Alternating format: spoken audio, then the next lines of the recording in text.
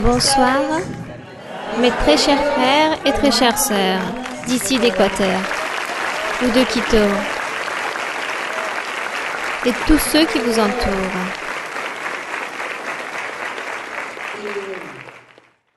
Que Dieu vous bénisse, que Dieu soit toujours avec vous, que Dieu vous donne les dons spirituels, qu'il vous remplisse de son pouvoir et qu'il fasse que vous soyez de grands hommes et de grandes femmes de Dieu. Maîtres et enfants de Dieu et serviteurs de Dieu. Que Dieu vous bénisse énormément.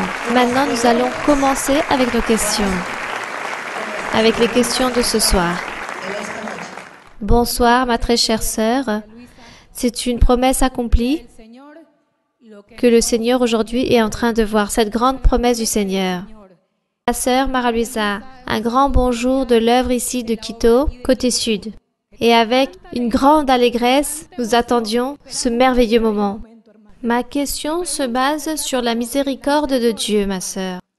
Ma question se trouve dans Osée, chapitre 6, versets 4 et 6. Osée 6, 6. Osée se trouve un peu plus loin que Daniel. Ézéchiel, Daniel, Joël, Osée. Dans Osée 6, 6, vous pouvez lire, ma sœur. Que te ferai-je, Éphraïm? Que te ferai-je, Juda? Votre piété est comme la nuée du matin, comme la rosée qui bientôt se dissipe. C'est pourquoi je les frapperai par les prophètes. Je les tuerai par les paroles de ma bouche. Mes jugements éclateront comme la lumière. Ma sœur, ma question se base sur cette piété, donc j'ai fait des recherches, j'ai pris du temps pour regarder le significatif de piété, miséricorde. Cela veut dire inclination de l'âme à compatir des fautes et des malheurs des autres, vertu qui lance à pardonner. Ma sœur, ma question est la suivante. Si la miséricorde est un don de Dieu, donné par lui, car j'ai vu dans le monde entier, n'est-ce pas, que l'homme a tendance à ne pas pardonner, que l'homme est implacable. Parfois, il n'a pas, ou du moins, il peut avoir, mais il ne se prête pas à pardonner, à partager. Excusez-moi, ma sœur. Dieu, nous savons que Dieu écoute, car lui, il bénit à travers de sa miséricorde. J'ai reçu des réponses, il nous secourt. Mais je pense aussi que nous devons être diligents lorsque nous devons aider avec ce cœur que vous avez si sincère, cette dévouance que vous avez, cet amour envers Dieu, que vous puissiez nous exhorter avec un cœur rempli de douceur. Ça, c'est ma question, ma sœur. L'exhortation, la dédication, et réellement la parole que vous étendez qui signifie la miséricorde. Merci ma sœur et que Dieu vous bénisse. Bon, la sœur parle de la miséricorde des personnes de l'extérieur qui n'ont pas de piété. Les personnes qui ne connaissent pas Dieu, qui n'ont pas Dieu, qu'est-ce que nous pourrons attendre d'eux? Rien. Nous ne pouvons rien attendre d'eux, des personnes qui ne connaissent pas Dieu, ceux qui ne veulent pas connaître Dieu. N'attendons rien de leur part. Rien de bon. Nous devons donner des exemples. Donnons des exemples. Vivons la miséricorde. Vivons l'amour, qui est ne pas pécher. Vivons les fruits, les valeurs, le bon comportement, la droiture, l'honnêteté. Vivons pour donner exemple aux personnes de l'extérieur, ceux qui nous voient. Les personnes de l'extérieur, c'est là-bas où vous travaillez, où vous étudiez, là où vous avez votre entreprise, où vous êtes entouré de beaucoup de personnes et que les personnes puissent voir votre témoignage. Car vous êtes une personne qui doit être honorée dans tous les aspects. Si vous êtes un employé, soyez honnête. Si vous êtes un commercial, si vous avez une micro-entreprise, vous devez travailler avec honnêteté pour que les personnes qui vous entourent vont dire cette femme ou cet homme a Dieu dans son cœur. Car cette personne fait des bonnes choses, donc cette personne serait admirable. Donc nous, ce témoignage, nous devons le donner au monde entier. C'est pour cela il existe un hymne qui dit « Brille dans le lieu où que tu sois » ou donne un bon témoignage, un bon exemple dans l'endroit où tu te trouves. Et là, sera en train de travailler la miséricorde de quoi? La sœur est tellement en train de parler ici dans ce verset. Que Dieu nous aide, n'est-ce pas, à donner un bon exemple, un bon témoignage au monde entier pour gagner beaucoup d'âmes pour le Seigneur. Une autre question? Oui, mon frère. Ma sœur, bienvenue, que Dieu vous bénisse. Ma sœur, pour moi, c'est un privilège et un honneur de me diriger à vous et en train de s'accomplir une promesse que le Seigneur m'avait faite il y a 5 ans que j'allais pouvoir me diriger à sa servante aimée en train de lui poser une question. Pour moi, ma sœur, pour mon épouse, ma sœur, vous êtes pour nous, pour ma famille, vous êtes une personne très importante, une personne qu'il faut valoriser, qui m'a appris des valeurs, qui m'a appris de voir et vivre la vie d'une manière différente avant que j'arrive à l'Église. Pour moi, ma sœur, vous êtes l'une des personnes les plus importantes de l'histoire, car je me rappelle, ma sœur, il y a 2 ans, le Seigneur, dans un rêve, disait à une sœur de l'Église, dans une étude biblique aux États-Unis, que vous étiez l'ami de Dieu. Et moi, j'ai cherché dans la Bible, et même pas Daniel. Le Seigneur a dit que c'était son ami. Il a dit juste que c'était un homme bien-aimé. Abraham, je n'ai pas pu le connaître, mais j'ai pu connaître ma sœur et je donne la gloire à Dieu que vous soyez l'ami de notre Dieu. Béni soit le nom du Seigneur. Merci. Ma sœur, ma question se trouve dans Nombre, dans le chapitre 9. Il se base du verset 1 jusqu'au verset 11. Mais à cause du temps, je vais juste lire 2-3 versets pour pouvoir poser ma question. Oui. Donc, Nombre 9. Du 1 au 11, n'est-ce pas? Je peux lire, ma sœur? Oui, mon frère. Il dit, « L'Éternel parla à Moïse dans le désert de Sinaï, le 1er mois de la 2e année après leur sortie du pays d'Égypte. Il dit, « Que les enfants d'Israël célèbrent la Pâque au temps fixé.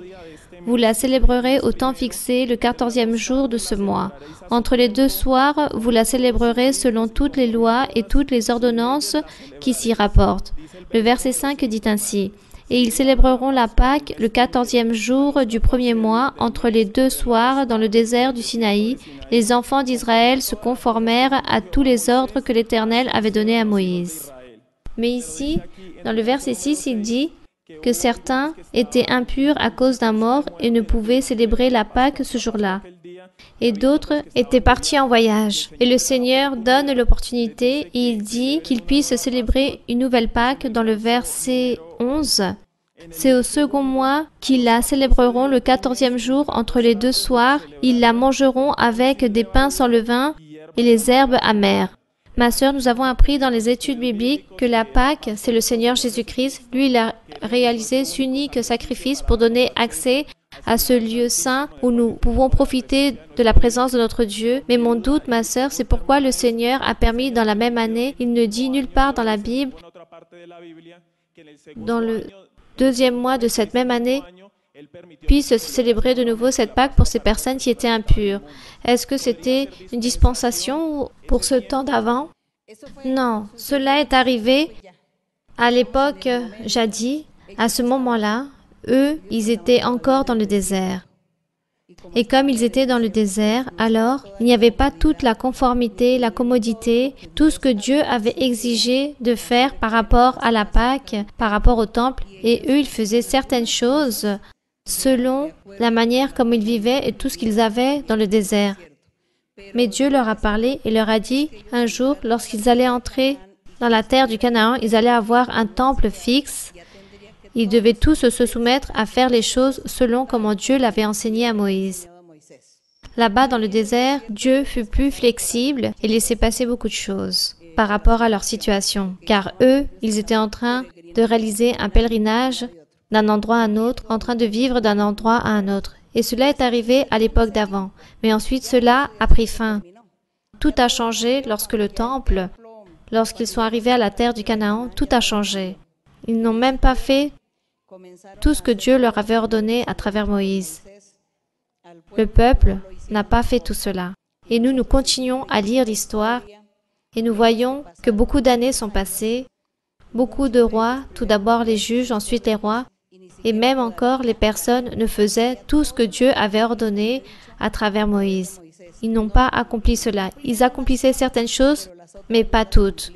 Lorsqu'ensuite Salomon bâtit ce temple et tous ont dit « Enfin, enfin il existe un lieu pour Dieu. Enfin, à Jérusalem, c'est là-bas il faut louer Dieu. » Et les personnes ont dit « Non, car c'était trop loin d'aller jusqu'à Jérusalem. » Donc, ils restaient là-bas dans leur lieu, dans leur nation. Ils avaient leur synagogue, leur lieu de vénération. Et ces derniers terminèrent par être idolâtres et n'ont pas accompli cette loi que Dieu leur avait laissée à travers Moïse, qu'ils devaient être dans le temple, c'est là-bas qu'ils devaient tous se réunir dans les mêmes dates, les mêmes fêtes, dans le même lieu. Ils ne l'ont jamais fait. Ça, c'était l'une des désobéissances du peuple d'Israël. Bien. Continuons. Continuons, oui. Ma sœur, bonsoir. Je viens de Bogota, de l'œuvre de Santander. Je suis, par la promesse du Seigneur, ici. Je viens de très loin, exclusivement, pour recevoir une bénédiction de Dieu, car hier, c'était le 2 février, et j'accomplis 20 ans d'être une personne aveugle dû à un accident. C'est un motif d'allégresse et de force d'être face à vous. Je me disais bien que ce visage m'était familier. Je suis là maintenant, oui. Oui, mon frère. Combien de temps vous menez dans l'église? 6 ans. 6 ans, d'accord. Bien. Ma sœur, c'est une grande joie aussi de pouvoir être avec la sœur Angela et le frère César. Vous avez toujours été très spécial avec moi. C'est incroyable comment le Seigneur, à travers la prophétie, puisse m'envoyer en Équateur. J'ai reçu une proposition de travail pour travailler ici à Quito. Mais j'étais très perplexe, je disais « Quito, mon Dieu ». Et j'ai dit « Seigneur, parle-moi lors d'une louange ». Et le Seigneur me parle, il me dit « Ne t'inquiète pas, tu vas te retrouver dans diverses nations et c'est moi qui déposerai ces paroles dans ta bouche. J'établirai des collaborateurs. N'aie pas peur, profite ». Et je me suis dit « Bon, je pars en voyage ». J'ai donc trouvé des tickets, j'ai traversé la frontière et je suis arrivée à Ibarra avec les frères qui sont ici à côté de moi. Ils ont travaillé aussi avec moi à Cali, dans le programme Sans Limites. J'arrive à Quito, les choses ne sont pas comme je le souhaitais, et le Seigneur m'a dit qu'il fallait que je dépose ma confiance en lui. Donc, je me dis, en Colombie, je ne vais pas y retourner en tant que perdant. Puis, à un moment, ma sœur Marluisa, la sœur sait que j'adore chanter, et ça, je m'en réjouis, je peux chanter face à des milliers de personnes car j'ai chanté lors de la fondation à Cali, bon, à Bogota aussi. Un jour, j'ai dû chanter ici à Quito et ma sœur Marluisa, quelque chose m'est arrivé, quelque chose qui m'était jamais arrivé auparavant. Je me suis complètement paralysée. J'ai parlé, mais j'ai eu l'impression que c'était pas moi. La première chose que j'ai dit, c'est mes frères de Quito, mes frères équatoriens, je ne sais pas quels sont les problèmes, les difficultés que vous êtes en train de passer, mais n'oubliez jamais l'amour et le pouvoir de Dieu, et tout sera plus facile. J'ai dit tout cela, mais je sais que c'est pas moi. Donc ma question est-ce que cela a un rapport avec les dons spirituels? L'autre question que j'ai, ma sœur Marluisa, c'est vis-à-vis de mon travail. Dans ma vie, j'ai fait beaucoup de travail, et vous le savez.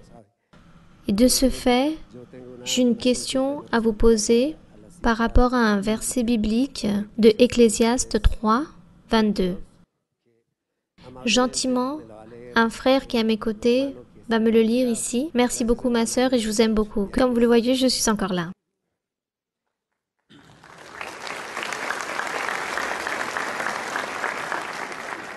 Et j'ai vu qu'il n'y a rien de mieux pour l'homme que de se réjouir de ses œuvres. C'est là sa part. Car qui le fera jouir de ce qui sera après lui? Tout d'abord, Ecclésiaste, comme les proverbes, ce sont des raisonnements de la vie de l'homme sur la terre, des choses bonnes et mauvaises que l'homme réalise. Mais ici, il n'est pas en train de dire Salomon ne s'est jamais détenu à dire « cela est bon, cela est mauvais ». Il regardait et il écrivait. Il disait que l'homme s'allègre pour ceci ou s'afflige pour cela. Mais à aucun moment il disait « cela c'est très bien ce que tu es en train de faire ou pas ». Tout simplement, il se limitait à raconter des faits, des situations, des moments, des êtres humains principalement, même s'il parlait aussi de la nature dans certains lieux. Et dans ses raisonnements, qu'il dit, j'ai vu qu'il n'y a rien de mieux pour l'homme que de se réjouir de ses œuvres. Voilà ce qu'il avait vu. Il avait observé que l'homme se réjouissait dans son travail. Mais Salomon n'a pas dit, mais je vois que cela est incorrect, car l'homme ne devrait pas se réjouir autant dans ses œuvres, mais plutôt dans d'autres choses. Non, lui il ne se limite pas à poser des questions par rapport à ce qu'il voyait. Il écrivait tout simplement pour tout raconter. Pour l'homme que de se réjouir de ses œuvres, il disait, il n'y a pas une chose mieux que de se réjouir dans son travail, car c'est là sa part. Car qui le fera jouir de ce qui sera après lui? Donc il était en train de dire, une fois que cette personne allait mourir, cette personne travaille et travaille encore et se réjouit dans son travail. Sûrement, cette personne vend ses produits, devient riche, devient millionnaire grâce à ses produits qu'il a vendus, ou cette personne est employée, alors elle est contente car dans son travail, on lui a donné un meilleur poste et on augmente son salaire, donc elle est joyeuse, cette personne. Mais une fois qu'elle meurt, cette personne, nous le savons tous, on n'emporte rien. Et personne va se rappeler qu'était cette personne. C'est cela. Donc, comme cette personne ne va pas profiter dans l'au-delà de ce qu'elle a fait, et elle ne va pas non plus le sentir, alors, dans la vie, étant vivante, il faut profiter de ses propres faits, de ses œuvres. Donc je dirais plutôt, et j'ajouterais ici dans ce raisonnement de Salomon, je dirais que nous, les êtres humains, nous devons nous réjouir dans les choses que nous faisons.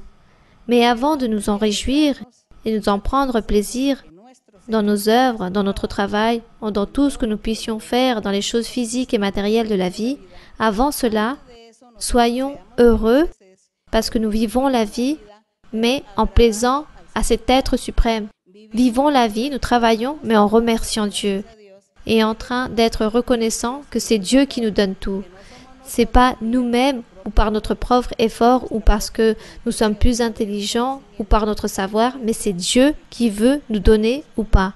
Donc nous devons tout faire avec allégresse, avec réjouissance, avec satisfaction, sans déposer notre cœur dans toutes ces choses matérielles de la vie, mais en disant « je dois le faire, je dois travailler, car je dois manger, car je dois me vêtir, car je dois maintenir ma famille, je dois travailler, je dois faire quelque chose. » Mais Dieu est avant tout. Louons Dieu et glorifions Dieu et faire toutes ces choses, ces devoirs que Dieu a établis le jour où il m'a créé, le jour où il m'a formé. Nous devons surmonter notre propre situation. Voilà ce que voyait donc Salomon de ce qu'il observait des personnes, qu'elles se réjouissaient de leurs œuvres, sûrement parce que cette personne devenait riche, millionnaire, ou parce qu'elle était élevée dans son poste, ou allait gagner beaucoup de terrain, mais à laisser de côté Dieu. Et nous aussi, nous pouvons nous réjouir, mais avec Dieu tout d'abord. Bien. Bien, et aussi, il dit qu'il a eu un songe, un rêve, il a eu une expérience où il a parlé, ou peut-être Dieu a voulu lui donner un enseignement ou lui parler. Ne t'inquiète pas pour toutes ces choses, car Dieu va se charger de te diriger, de t'enseigner, pour que tu puisses plaire au Seigneur. Alors, ne t'inquiète pas pour cela, mais continue vers l'avant, avec ta foi, avec ce même enthousiasme, avec ton cœur envers Dieu, et lui, il va t'enseigner. Et tu ne vas même pas avoir besoin de tes yeux pour que Dieu puisse t'enseigner et t'emmène à la vie éternelle. Ne t'inquiète pas. Continue vers l'avant. Dieu veut des cœurs sincères, des cœurs remplis d'amour, qui veut dire des cœurs qui ne pêchent pas. Qu'il ne faut pas pécher, mais il faut vivre une vie sainte agréable devant les yeux de Dieu et que nous nous laissions guider par Dieu pour qu'il puisse nous enseigner, pour qu'il puisse nous enlever tout ce qui ne convient pas. Dieu nous enseignera. Il faut continuer vers l'avant et je félicite le frère là-bas pour son travail et parce que Dieu aussi l'a porté ici avec nous, pour Dieu l'avoir là pour le bénir. Car lui, il est aveugle, mais il n'a pas besoin de ses yeux pour faire beaucoup de choses, beaucoup d'œuvres, beaucoup de travail comme n'importe quel être humain. Donc, Dieu aussi l'a béni, énormément. Continuons avec une autre question, oui. Bonsoir, ma sœur Mara-Luisa. Je viens de l'œuvre de Tumbaco. C'est une promesse du Seigneur que j'allais vous poser une question de la Bible. Ma question se trouve dans Hébreux 2, chapitre 8. Hébreux 2, verset 8. Quel chapitre? Dans Hébreux 2, verset 8. Oui, vous pouvez lire, ma sœur. Tu as mis toutes choses sous ses pieds. En effet, en lui soumettant toutes choses, Dieu n'a rien laissé qui ne lui fût soumis. Cependant, nous ne voyons pas encore maintenant que toutes choses lui soient soumises. Ça, c'est ma question, ma sœur, si vous pourriez me la répondre. Bien, donc Hébreux chapitre 2, il est en train de parler du Seigneur Jésus-Christ et du salut que le Seigneur Jésus-Christ a offert, qu'il offre et qu'il continuera à offrir à tout être humain qui veut suivre sa voie. Il parle de Jésus-Christ dans ce chapitre et nous allons lire ici à partir du verset 5. Vous êtes tous prêts dans Hébreux 2, 5? Il dit ainsi, « En effet, ce n'est pas à des anges que Dieu a soumis le monde à venir. » Donc Dieu n'a pas soumis les anges au monde à venir par rapport à ce que nous sommes en train de parler. Mais quelqu'un a témoigné, un prophète, dans un certain lieu a dit, « Qu'est-ce que l'homme pour que tu te souviennes de lui? Ou le Fils de l'homme pour que tu te prennes soin de lui? » Tu l'as donc abaissé vis-à-vis des anges en train de parler de Jésus-Christ en tant qu'humain. Tu l'as abaissé pour un peu de temps au-dessous des anges, tu l'as couronné de gloire et d'honneur et tu l'as mis toutes choses sous ses pieds. Il dit que le Père céleste, le Seigneur Jésus, lorsqu'il l'a envoyé sur terre, il l'a envoyé autant qu'être humain. Il l'a traité comme un être humain. Et c'est pour cela qu'il dit que tu l'as abaissé pour un peu de temps au-dessous des anges. Car lui, il dit que nous, autant qu'êtres humains que nous sommes moindres que les anges, car les anges volent, ils traversent ces murs, ce ciel, et nous ne pouvons pas le faire. Les anges, en quelques secondes, se transpassent d'un lieu à un autre. Et nous, on ne peut pas le faire. C'est pour cela qu'il dit qu'il a créé le Fils de l'homme, le Seigneur Jésus, et l'être humain aussi, de manière qu'ils aient moins de capacité que les anges dans ces catégories. C'est pourquoi il dit, tu l'as abaissé pour un peu de temps au-dessous des anges, c'est-à-dire au Seigneur Jésus-Christ, tu l'as couronné de gloire et d'honneur, tu as mis toutes choses sous ses pieds, et le Père a fait cela avec le Seigneur Jésus. C'est pourquoi, dans le verset 8, il dit, tu as mis toutes choses sous ses pieds. Donc il dit que le Père a mis toutes choses sous les pieds de Jésus-Christ. En effet, en lui soumettant toutes choses, Dieu n'a rien laissé qui ne lui fût soumis. Cependant, nous ne voyons pas encore maintenant que toutes choses lui soient soumises. C'est parce que l'Église était à peine en train de se former. Le jour où l'Église s'établira comme une Église parfaite, comme dit la Bible, qu'elle sera une Église parfaite sans tache et sans ride. Et ce jour, lorsque cette Église sera formée de manière parfaite, c'est lorsque Jésus-Christ viendra sur son nuage pour recevoir son Église, et c'est là où se termine de se soumettre tout ce que Dieu a établi à Jésus-Christ sous ses pieds. C'est pour cela qu'il dit qu'il manque encore des choses. Il manque encore des choses. Il dit que toutes les choses n'ont pas été encore soumises. Il manque encore la perfection, car pour l'instant, il n'y a que la formation de son Église. Il manque cette perfection et la manifestation de son Église dans le monde entier. Après cela, donc, toutes les choses seront données dans sa totalité, soumises à Jésus-Christ. Bien, donc nous continuons. Bonsoir ma sœur Mara-Luisa, bonsoir à tous ceux qui vous accompagnent. C'est un grand honneur de vous avoir ici, ma sœur. J'appartiens à l'église de Quito Sud. Pour nous, ce fut de grandes surprises. Dieu nous a donné une grande bénédiction. Vous êtes sa servante aimée, ma sœur.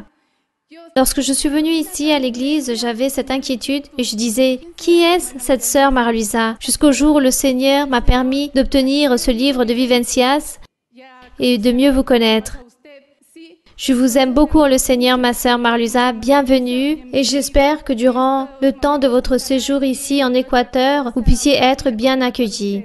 Ma sœur Maralusa, en respect avec Éphésiens chapitre 6, par rapport à l'armure de Jésus-Christ, j'ai cette inquiétude au niveau du verset 18. Si vous me permettez lire, s'il vous plaît, ma sœur. Donc Éphésiens 6, 18. Oui, dites ainsi. Faites en tout temps par l'Esprit toutes sortes de prières et de supplications. Veillez à cela avec une entière persévérance. Et priez pour tous les saints. Ma sœur Maralusa, s'il vous plaît, si vous auriez l'amabilité de m'éclairer ce verset, s'il vous plaît. L'apôtre Paul enseignait à l'Église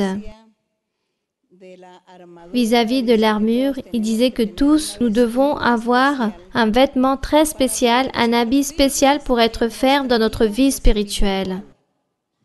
Pour pouvoir nous être fermes dans la vie spirituelle, et ne pas chanceler ou revenir en arrière, ne pas durer juste 5 ans et ensuite nous retirer et oublier de l'Église. Nous devons avoir des armes, nous devons avoir des dons, nous devons avoir le Saint-Esprit, nous devons avoir la foi, la sûreté, la conviction, de la maturité, de la certitude, de la connaissance en doctrine, de l'amour à Dieu, être confiant en Dieu, croire en lui, beaucoup prier. Bon, ce sont tellement de choses que nous devons avoir.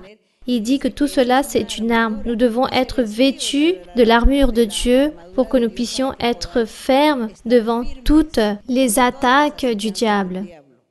Et il dit donc ici, dans le verset que la sœur était en train de lire, lisons dans le verset 14, « Tenez donc ferme, ayez à vos reins la vérité pour ceinture, revêtez la cuirasse de la justice. Soyez justes, soyez droits, ne pratiquez pas le péché. » Verset 15, il dit, « Mettez pour chaussure à vos pieds le zèle que donne l'évangile de paix, c'est-à-dire avoir de la paix dans le cœur, faire de bonnes choses, des choses droites, honnêtes, avoir la paix de Dieu et l'offrir aux autres, être pacificateur, être indulgent, bienveillant, être bénévole, être patient, être miséricordieux. Voilà en quoi consiste cette paix spirituelle que nous pouvons avoir en Dieu. Il dit, prenez par-dessus tout cela le bouclier de la foi, c'est croire en Dieu, être confiant en ses promesses, prier, chercher le Seigneur, avec lequel vous pourriez éteindre tous les traits enflammés du malin. Prenez aussi le casque du salut et l'épée de l'Esprit, c'est-à-dire le Saint-Esprit. Cherchez le Saint-Esprit, cherchez les dons spirituels. Avoir les dons spirituels, travailler pour Dieu, servir à Dieu avec les dons, tout cela représente le casque du salut. Il dit que ça, c'est le vêtement que nous devons avoir constamment et être fermes pour pouvoir résister aux attaques que le diable réalise en nous continuellement. Il faut résister au malin. Nous devons être armés, vêtus avec toutes ces choses. Ensuite, dans le verset 18, on demande la sœur, « Faites en tout temps par l'Esprit toutes sortes de prières. » Oui, il faut prier constamment et de supplications. Et veiller, c'est-à-dire être attentif pour ne pas tomber dans le péché. Être attentif si nous sommes tentés, ne pas tomber dans cette tentation, ne pas tomber dans le péché, ne pas tomber dans les iniquités. Ça, c'est veiller. Veillez à tout temps, à cela avec une entière persévérance et priez aussi, priez pour tous les saints, c'est-à-dire priez pour les croyants de l'Église. Priez les uns pour les autres. Lorsque les personnes ont des problèmes, des difficultés, des maladies, venez, je vais prier pour vous, je vais vous imposer les mains, vous êtes en train de souffrir, vous êtes malade, venez, je vais vous imposer les mains car Dieu m'a dit qu'il fallait que j'impose les mains, alors je suis confiant en le Seigneur. Venez, nous allons prier, ou venez prier pour moi car j'en ai besoin, c'est cela. Il dit que nous devons prier pour les saints. Rappelez-vous que le Seigneur, à nous, il nous a donné ce titre. Il nous a dit que nous sommes saints, nous sommes mis de côté pour lui, c'est cela.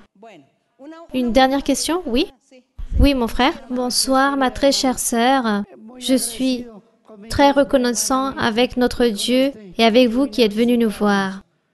Ma sœur, excusez-moi, j'ai une question, s'il vous plaît, si vous pouviez nous éclairer.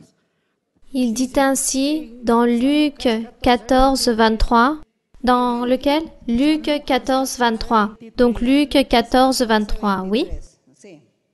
Je ne comprends pas, car il nous dit, le Seigneur nous enseigne la doctrine et que ce ne soit pas une obligation. Et ici il dit, et le maître dit au serviteur, va dans le chemin et le long des haies, et ce que tu trouveras, contrains-les d'entrer, afin que ma maison soit remplie. Pourriez-vous nous éclairer? Merci et que Dieu vous bénisse énormément. Oui, bien. Donc le frère a lu dans Luc 14, verset 23. Il dit que le Seigneur Jésus ici était en train de donner une illustration du règne du ciel par rapport à la parabole du grand festin. Il dit qu'il a invité beaucoup de personnes, il l'a invité à ce festin, mais beaucoup ne pouvaient pas être présents à ce festin. À l'époque, le Seigneur Jésus parlait du peuple d'Israël. Il parlait des Israélites. Le Seigneur Jésus-Christ disait, « Vous êtes très semblables à la parabole que je vais vous enseigner. » Un roi ou un père de famille ou un homme qui a réalisé un grand festin et a invité beaucoup de personnes. Il a réalisé des invitations et personne n'a voulu venir à cette fête, à ce festin. Tous avaient une justification. Certains disaient, non, moi je viens de me marier, moi j'ai une entreprise à gérer, moi je dois réaliser un voyage, je dois faire ceci, cela. Personne n'a voulu être présent. Donc le Seigneur a dit, comme personne n'a assisté à ce festin, pour cause, il envoya le serviteur qu'il aille dans les chemins et le long des ais et qu'il aille trouver les personnes dans ce chemin, peu importe les personnes, qu'elles soient aveugles, boiteux, que ça soit des personnes mal vêtues, des personnes pauvres. Toutes ces personnes qu'il aille trouver dans ce chemin, qu'il les apporte à ce festin, à ce souper. Et le Seigneur a dit, cela va vous arriver de même, aux Israélites. Dieu a envoyé ses prophètes pour parler au peuple, pour qu'ils puissent vivre une vie sainte et droite devant Dieu, qu'ils puissent obéir à Dieu et qu'ils puissent se laisser gouverner par Dieu. Mais le peuple, Israël, n'a pas voulu cela, n'a pas accepté. Donc Dieu le Père a dit, partez et invitez le premier que vous puissiez trouver dans ces chemins. Et au milieu de ces personnes, il y avait les non-juifs. Et vous saviez qui étaient ces personnes? Nous. Nous étions ces personnes qui étaient là-bas dans ces chemins. Et Dieu dit, apportez-les-moi pour qu'ils puissent venir à ce festin et qu'ils puissent profiter de cette grande fête que j'ai. Et eux, ils sont partis, ils ont rapporté toutes ces personnes. Et c'est pour ça qu'ils ont donné cette opportunité aux non-juifs, à ces nations étrangères. Car à l'époque d'avant, cette bénédiction était pour les Israélites, juste pour le peuple d'Israël. Mais comme eux, ils n'ont pas voulu, alors le Seigneur a dit, maintenant je vais inviter et je vais choisir et élire les non-juifs, ceux qui appartiennent aux autres nations, des nations du monde entier. Et c'est pourquoi il dit, allez dans les chemins et apportez toutes les personnes, obligez-les à qu'ils viennent, car je vous le dis, aucun de ces hommes qui avaient été invités ne goûtera de mon souper. Ils ne vont pas pouvoir en profiter, car ils n'ont pas voulu et ils ont méprisé Dieu. Et entre tout cela, nous sommes aujourd'hui maintenant en train de profiter de ce festin, en train de profiter de ces grands banquets que Dieu nous donne, car lui nous a apportés ici, il nous a apportés devant sa présence. Donc nous donnons la gloire au Seigneur. Cette parabole du grand festin, il parle du peuple d'Israël et des non-juifs, c'est-à-dire nous. Donc nous étions donc ces personnes qui se trouvaient dans ce chemin, où il a dit, partez là-bas dans ces chemins, le long des ais, il dit au serviteur, va dans le chemin le long des ais et rapporte-moi toutes les personnes que tu trouves pour qu'ils puissent venir et entrer et goûter de mon souper. Et les serviteurs ont fait cela. Ils sont revenus en disant, Seigneur, nous avons fait cela, nous avons apporté toutes ces personnes. Donc nous remercions le Seigneur, car Dieu nous a donné cette grande opportunité si merveilleuse qu'il a voulu nous donner. Car anciennement, nous étions rejetés de la présence de Dieu. Nous étions des non-juifs. Peut-être pas nous qui sommes ici, mais au moins nos ancêtres, oui. Mais maintenant, Dieu nous a tous accueillis avec des personnes de toutes les nations. Il est en train de former, il continuera à former son Église. Bien. Oui, ma sœur, ici la sœur. Bonsoir, ma sœur Maralusa, que le Seigneur vous bénisse. Merci, ma sœur, pour nous enseigner à aimer notre Père Céleste. Merci pour être cette femme digne de suivre cet exemple. Ma question se trouve dans Éphésiens 3:10. Oui, dans Éphésiens 3:10. Afin que les dominations et les autorités dans les lieux célestes connaissent aujourd'hui par l'Église la sagesse infiniment variée de Dieu. Ma sœur, ma question est, Comment l'Église peut-elle enseigner aux dominations et aux autorités dans les lieux célestes la sagesse infiniment variée de Dieu? Merci de bien vouloir me l'éclairer. Il est en train de parler ici de Jésus-Christ. Ici, ils sont en train de parler de ce mystère, que l'évangile de Jésus-Christ est un mystère, c'est un grand mystère. Et que Dieu a ici dénoué ce mystère, il l'a mis en lumière, c'est Jésus-Christ, son évangile, ça c'est le mystère. Il parle donc ici, dans le verset 7, l'apôtre Paul est en train de parler, il dit de ce ministre ou de ce ministère qui se fait connaître dans d'autres générations, c'est-à-dire au peuple d'Israël. Le peuple d'Israël n'a pas voulu croire ni accepter le mandat de Dieu, le mandat divin, mais maintenant Dieu nous a fait connaître ce mystère qui a été révélé à travers des prophètes, des apôtres et du Saint-Esprit. Ce mystère nous a été révélé à nous tous. C'est l'évangile de Jésus-Christ et dans le verset 6, il dit « Ce mystère, c'est que les païens sont cohéritiers, forment un même corps et participent à la même promesse en Jésus-Christ par l'évangile. » dont j'ai été fait ministre, dit l'apôtre Paul. J'ai été fait ministre selon le don de la grâce de Dieu qui m'a été accordé par l'efficacité de sa puissance. Et ensuite, il continue à dire, il dit, « À moi, qui suis le moindre de tous ces saints, de ces apôtres, cette grâce a été accordée d'annoncer aux païens pour prêcher la parole du Seigneur. » Et dans le verset 9, il dit que Dieu lui a donné cette capacité à l'apôtre Paul, étant le moindre de tous les apôtres.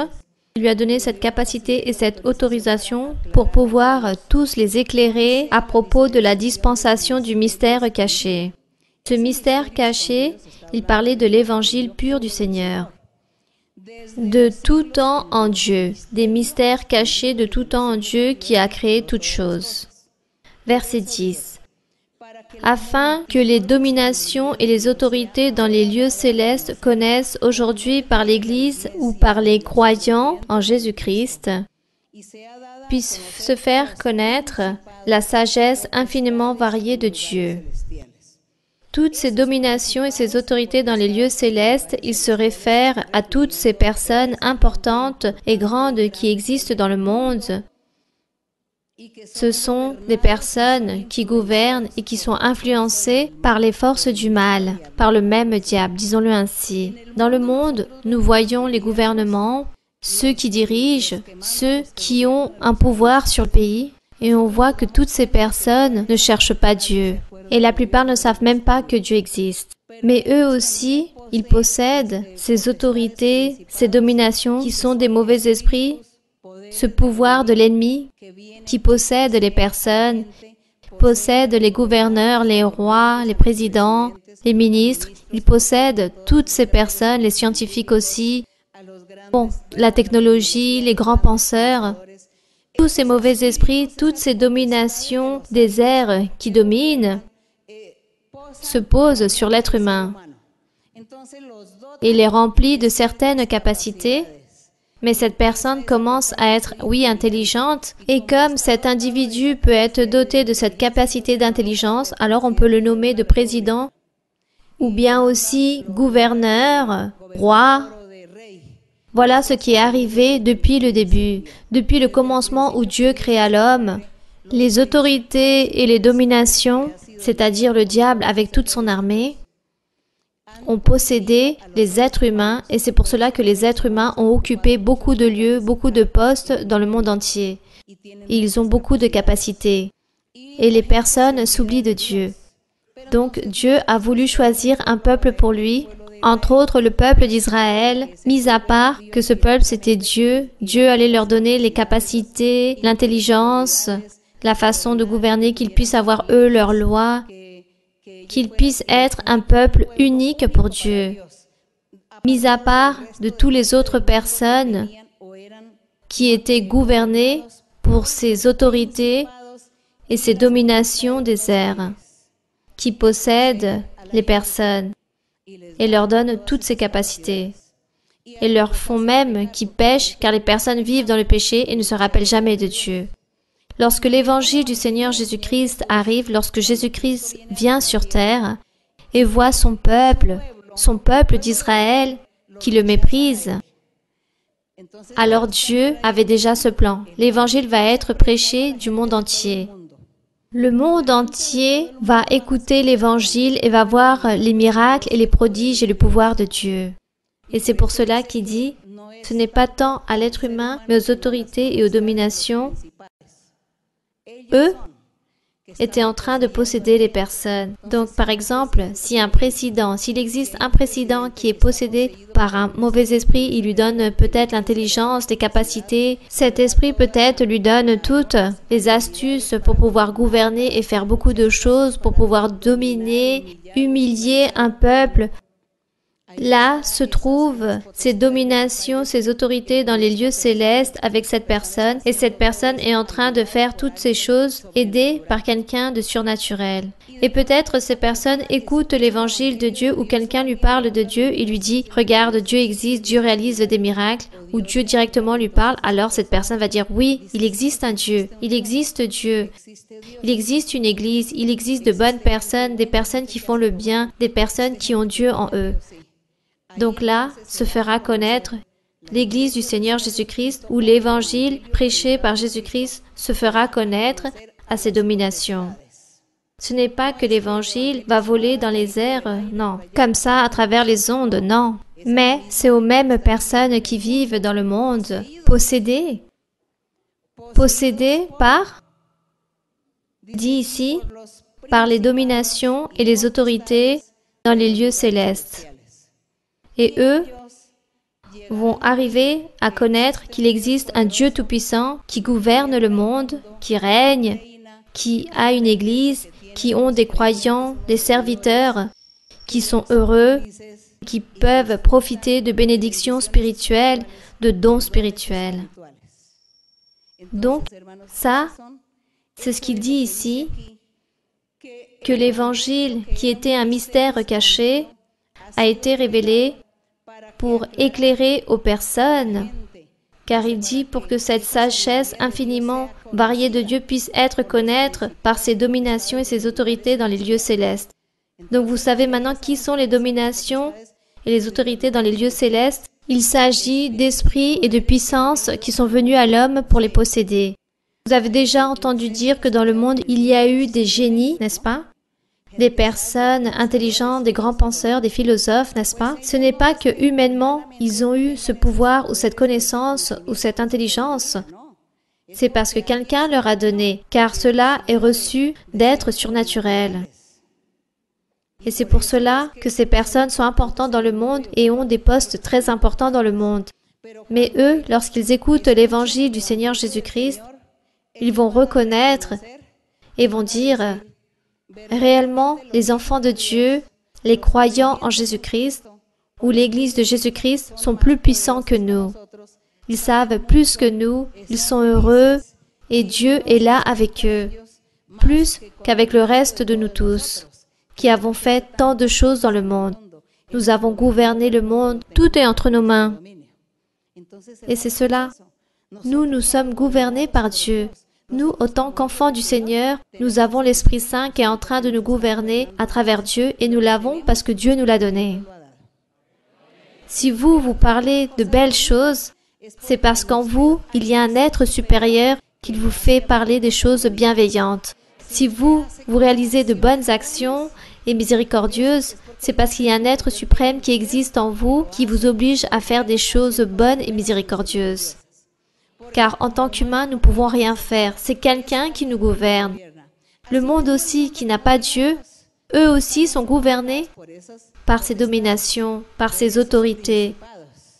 Donc, ça, c'est les dominations que l'Évangile va prêcher dans le monde entier pour que tout le monde puisse connaître l'Évangile. Même s'ils ne se convertissent pas à Dieu, mais du moins, ils vont reconnaître qu'il existe une église où il existe un Dieu et qu'il y a une église où Dieu se manifeste et Dieu a son peuple aussi. C'est cela. C'est pour cela qu'il dit ici dans le verset 11, « Selon le dessein éternel qu'il a mis à exécution par Jésus-Christ notre Seigneur, en qui nous avons par la foi en lui la liberté de nous approcher de Dieu avec confiance. » Aussi, je vous demande de ne pas perdre courage à cause de mes tribulations. Ici, il est en train de parler de lui personnellement, parce que Dieu est plus puissant. Dieu est plus puissant et tout le monde devront écouter les enfants de Dieu. Il y a un certain lieu dans la Bible où il dit que l'Église du Seigneur Jésus-Christ sera en train de se manifester dans le monde entier et que le monde vivra la magnificence de l'Église. Et le monde, ce sont ses autorités. Et ce n'est pas les esprits là-bas qu'on ne voit pas, non.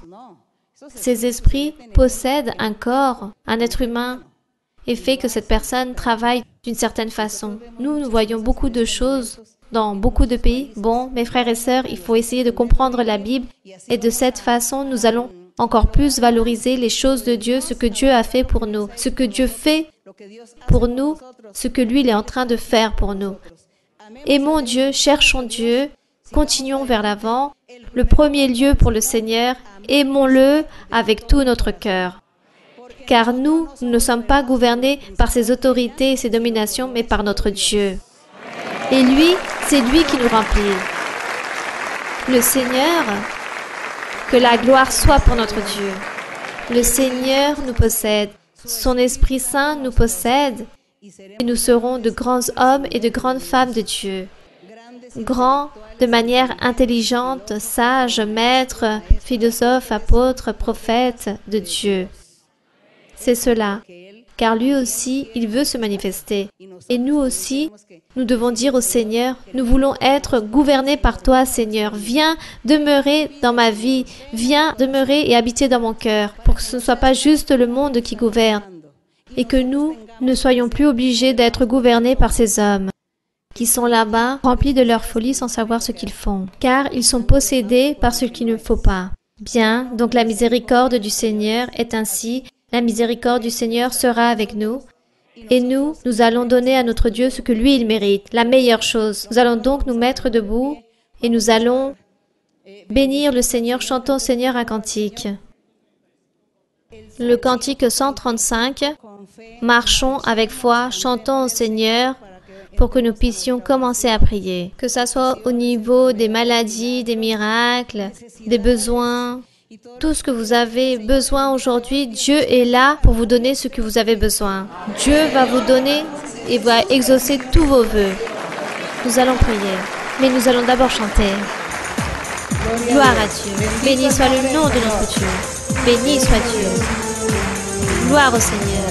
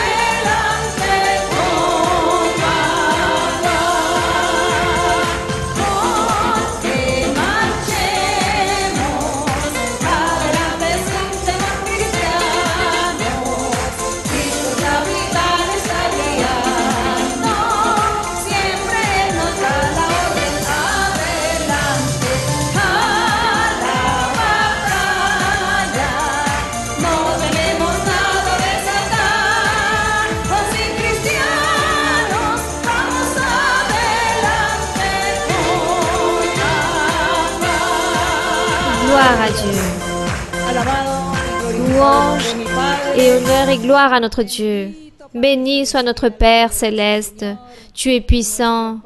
Toi, notre Père, notre gouverneur. Toi, mon Seigneur, qui es en train de gouverner nos âmes, en train de gouverner dans nos cœurs. Toi, mon Seigneur, qui as eu cette miséricorde de nous tous. Tu t'es humilié. Indignes que nous sommes, tu nous as choisis, tu nous as appelés, tu nous as cherchés dans tous les endroits, dans tous les lieux, dans les rues, dans les montagnes, dans les plaines, dans les lieux les plus confondus, tu nous as trouvés et tu nous as apportés devant ta présence pour que nous puissions profiter de ce grand festin, de cette grande fête, de toutes ces choses que tu offres pour pouvoir profiter de la vie avec toi, pour avoir cette amitié avec toi et vivre, Seigneur, allègre et être confiant continuellement, jour et nuit, en train de penser, méditer en toi, vivre de tes promesses, vivre de tes mots. Seigneur, être ici aujourd'hui, en train d'avoir cette amitié avec toi. Merci. Merci Seigneur pour nous avoir devant ta présence. Merci pour nous parler. Merci pour toutes les promesses que tu réalises, toutes ces merveilleuses promesses. Merci Éternel. Car nous n'avons pas pu encore te rendre ce que tu mérites. Nous ne t'avons pas donné ce que tu mérites. Mais avec ton aide, nous allons pouvoir l'obtenir. Nous allons pouvoir obtenir ces triomphes, ces victoires. Nous réussirons à être là-bas devant ta présence, mon Seigneur, toujours en train de faire ta volonté, en train de prier, de glorifier ton nom, de louer ton nom, de vivre une vie droite, sainte et juste, une vie agréable devant tes yeux, devant ta présence. Car toi, tu le mérites, mon Seigneur, que nous puissions nous rendre à toi, que nous puissions nous adonner à toi, vivre pour toi, que nous puissions vivre pour toi, mon Seigneur. Aide-nous, Seigneur, libère-nous, Seigneur, tends ta main toute puissante ce soir, et que tu puisses bénir, mon Seigneur, que tu puisses libérer, mon Seigneur, tous ceux qui sont captifs. Libère ceux qui sont encore prisonniers de l'ennemi, esclaves de l'ennemi, détruis les maladies. Enlève toutes les maladies. Regarde toutes ces maladies incurables. Regarde tout ce genre de maladies, toute douleur, toute souffrance. Que tu sois, Seigneur, en train d'enlever tout cela. Que tu sois en train de libérer, de purifier, de guérir. Que tu sois en train d'enlever toutes les malédictions du diable. Détruis toute malédiction du diable. Bénis les frères et sœurs. Bénis, Seigneur, tous ceux qui te clament, tous ceux qui te cherchent, qui te supplient, tous ceux qui ont demandé des choses, des nécessités devant ta présence, tous ceux qui ont des souhaits dans leur cœur et tous ceux qui sont en train d'attendre tes promesses, en train d'espérer en toi ces promesses, de toutes ces choses que tu as parlé, mon Seigneur, à travers de la prophétie, à travers les songes, à travers les révélations, des visions. Toutes ces promesses, ils les espèrent, ils les attendent, mon Seigneur. Donc je te demande, mon Seigneur, que tu sois en train de bénir chacun d'entre eux, en train de donner l'allégresse, la joie, la paix, en train d'exaucer tous ces vœux. Donne-leur, Seigneur, ce qu'ils ont besoin selon leur convenance. Père Saint, merci pour nous écouter. Sois miséricordieux de toutes ces personnes qui sont liées de mauvais esprits, qui ne les laissent pas parler, qui ne les permettent pas agir et réfléchir comme un véritable être humain. Seigneur, à toutes ces personnes qui sont sur des chaises roulantes, que tu tendes ta main toute puissante et que tu sois en train de libérer, de guérir, en train de rompre des chaînes, en train d'enlever tout piège, en train de détruire l'œuvre de l'ennemi, que tu sois en train de guérir et en train de réaliser des miracles. Car je sais, Seigneur, que tu es là avec nous. Tu es aujourd'hui avec nous, Seigneur, pour réaliser des miracles, pour te manifester. Et nous voulons, Seigneur, te donner ce que tu mérites. Aide-nous à vivre une vie sainte pour que nous puissions mériter tes bénédictions, mon Père céleste. Au nom glorieux de ton Fils aimé, notre Seigneur Jésus-Christ de Nazareth. Ensuite, que l'honneur et la gloire soient pour toi, mon Seigneur. Envoie le pouvoir du Saint-Esprit. Envoie, Seigneur, baptise avec ton Saint-Esprit. Baptise, baptise avec ton Saint-Esprit. Baptise avec ton pouvoir. Envoie ce feu, Seigneur. Envoie le feu du ciel. Que tu puisses descendre avec ton pouvoir. Que ta puissance descende. Que tu baptises avec le Saint-Esprit. Enlève, Seigneur, toutes ces chaînes. Romps toutes ces chaînes. Romps tous ces liens. Romps toutes ces choses, mon Seigneur. Libère, mon Seigneur. Enlève et chasse tous les mauvais esprits des corps. Libère-les, Seigneur. Envoie de ton pouvoir. Envoie de ton pouvoir spirituel. Tes dons spirituels, mon Seigneur. Envoie de ton pouvoir. Libère, mon Seigneur. Donne la joie, l'allégresse. Toute cette allégresse, le bonheur. Donne la liberté. Enlève toute chose mauvaise. Enlève la paresse. Enlève toute démotivation. Chasse toutes les choses mauvaises, enlève et chasse le péché, romps toutes ces chaînes, donne-nous la joie, l'allégresse, envoie le feu du ciel, que tu descendes avec ton pouvoir, descends avec ton pouvoir. Donne-leur le Saint-Esprit, donne-leur le Saint-Esprit, donne le pouvoir du Très-Haut. Délie toutes ces choses et donne-leur les dons spirituels. Aujourd'hui, je vous ai béni, je vous ai déjà béni, je vous ai donné beaucoup de pouvoir, je vous ai donné de l'intelligence, de la sagesse, je vous ai donné de la connaissance, vous avez compris, vous avez tout entendu ma parole, vous avez eu cette libération. Donc, de cette façon, à partir de maintenant, vous allez vivre de manière différente, car vous allez recevoir cette consolation. Viendront beaucoup d'allégresse, de joie, les dons spirituels, et bientôt vous allez recevoir toutes ces choses spirituelles, les dons spirituels et les guérisons aussi, la libération aussi. Et toutes les malédictions du diable ont été chassées pour beaucoup. J'ai aussi guéri, j'ai rompu des jougs et des chaînes, j'ai détruit l'œuvre du diable. Toutes ces choses, je suis en train de les donner, je suis en train de bénir, je suis en train de libérer, je suis en train d'enlever, de chasser et enlever toutes les rancœurs du cœur. Car bientôt, vous allez voir l'accroissement dans ce lieu et aussi l'accroissement dans beaucoup de personnes. À ceux qui écoutent, vous allez avoir cet accroissement, des bénédictions, vous allez prospérer, vous allez progresser, vous allez nettoyer, purifier vos vies, vous allez continuer ferme. Il y aura beaucoup de changements. Des changements viendront, des bénédictions, des triomphes et beaucoup de victoires je vous donnerai. Il y a beaucoup de prospérité, il y a des bénédictions. Il faut toujours prier, continuer à prier, prier, éclamer, continuer vers l'avant. Car les bénédictions sont arrivées à beaucoup et bientôt vous allez témoigner de toutes ces choses, de toutes les bénédictions que je vous ai données aujourd'hui, toutes les bénédictions et les victoires. Et les bénédictions spirituelles aussi. Merci Seigneur. Merci pour tous ces présents, pour tous ces cadeaux, pour toutes ces bénédictions, pour tes miracles, pour tes prodiges. Merci mon Père Céleste. Merci mon Père Saint. Merci Seigneur pour nous écouter. Merci Seigneur pour nous écouter et pour être là aujourd'hui présent. Merci mon Père Saint. Béni et louange à ton nom. Puissant est le Seigneur, nous te glorifions mon Seigneur. Les louanges sont pour toi. L'honneur est pour toi, la gloire est pour toi. Béni soit ton nom. Tu es béni pour les siècles et les siècles. Nous te louons, nous te bénissons. Tu es saint, mon Seigneur. Louange à l'Éternel, louange à l'Éternel. Que l'honneur et la gloire soient pour toi. Merci Seigneur, merci, merci mon Père Saint. Merci Éternel Dieu. Nous sommes ici aujourd'hui, Seigneur, devant ta présence. Nous sommes ici, Seigneur, pour te louer et pour te remercier. Nous sommes ici pour te demander de la miséricorde, pour te demander pardon avant tout, et ensuite la miséricorde. Car tes bénédictions, mon Seigneur, tu vas tous nous couvrir avec ta bénédiction.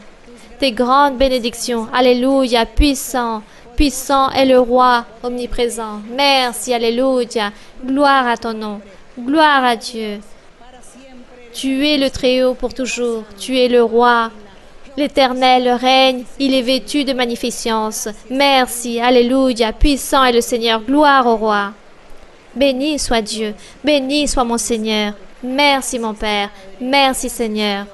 Toma por favor mi mano, Señor, contigo quiero ir, con sangre aquí pagaste por mí, te quiero hoy servir, anhelo poder lo malo vencer y en santidad vivir.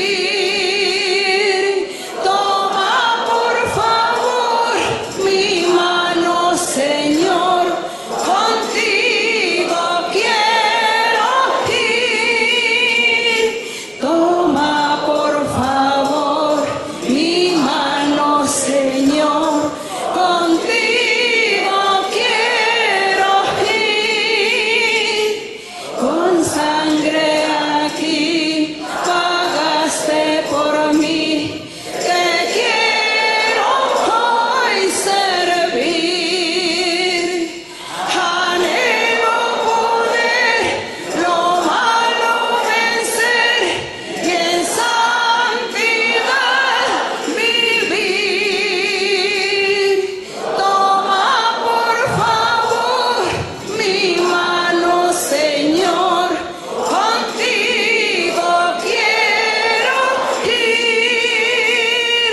Gloire à Dieu. Puissant est le Seigneur. Puissant. Puissant est notre Dieu. Puissant est le Seigneur. On remercie notre Dieu. Les louanges sont pour le roi. Chaque jour, nous bénirons notre Seigneur. Chaque jour, nous le louerons. Nous allons honorer son nom. Chaque jour, nous serons devant sa présence, en train de le louer, en train de l'élever, en train de le célébrer, de l'honorer, en train d'élever au plus haut le nom de notre Dieu, car lui, il le mérite. Que l'honneur soit pour lui. Merci, mes frères et sœurs. Merci. Que Dieu vous bénisse. Que Dieu vous bénisse. Je vous aime en le Seigneur. Je sais que le Seigneur aujourd'hui a réalisé beaucoup de miracles, des merveilles et a donné beaucoup de bénédictions et aussi a donné les dons spirituels. Le Seigneur l'a dit, sauf que vous n'avez pas entendu car nous étions en train de louer, mais je sais qu'il y a eu l'enregistrement de ce que Dieu a parlé aujourd'hui, de toutes les bénédictions qu'il nous a données, sans que nous les méritions. Donc merci, nous le remercions. Donc les bénédictions et l'honneur et la gloire, merci pour notre Dieu. Que Dieu vous bénisse. Merci beaucoup et à bientôt. À bientôt.